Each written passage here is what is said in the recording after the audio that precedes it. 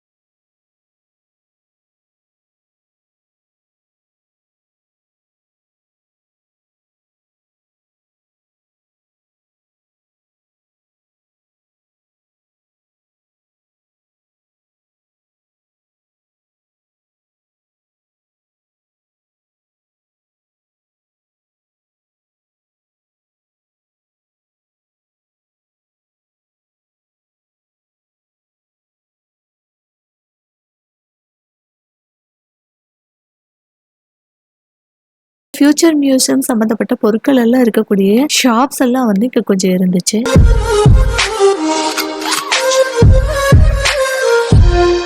இது future மியூசியம்க்கு out சைட்ல இருக்கக்கூடிய ஸ்டீல் ஹேண்ட் ஸ்டாச்சு.